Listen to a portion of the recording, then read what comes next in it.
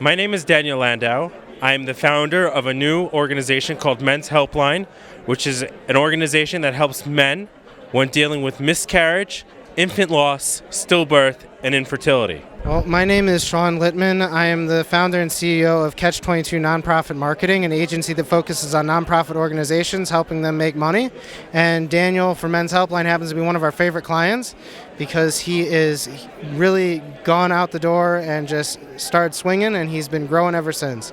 So we're here to help him, and we work with him to produce his podcast and other things. So that's me.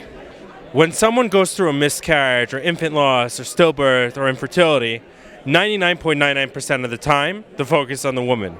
The men are standing side by them, suffering in silence. So I felt it was time to end that, as men need to have a conversation, need to have a resource of how to deal with it. This is why I started Men's Helpline, especially since I personally experienced both going through fertility treatments and suffering a miscarriage when the embryo transfer did not work. And I had nowhere to turn to. I didn't feel comfortable going to other organizations because they were run by women talking about their issues, and I just didn't feel comfortable. I was lost. The only support I had was a Facebook group that I posted in, and it turns out I wasn't alone, and I realized that something more needed to be done.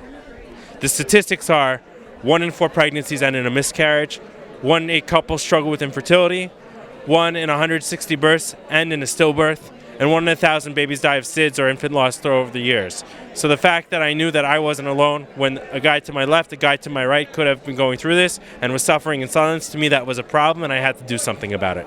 Men's mental health is an interesting thing, right? Traditionally, we are trained as men to be strong, to not want to talk of these things, not want to cry, to hold it in. But what I've learned, the stigma is, it's a bad stigma. Why? Because if you hold it in and you don't talk about it and you don't cry about it, it destroys you. I've heard too many stories of men's marriages ending with divorce, turning to alcohol, turning to drugs, turning to depression because they're not talking about it. As far as the resources for men in general, mental health in Israel, there really isn't anything. Men's mental health is not talked about because men are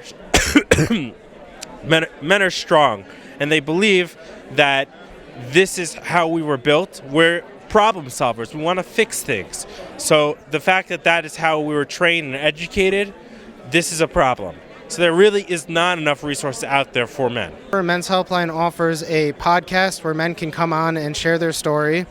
We also offer a Facebook support group, a WhatsApp group, now a hotline which is going to be launched within the week, a 1-800 number hotline where you can call in and get support, and just the ability to reach out and talk to someone if you need it, because remember, you're not alone.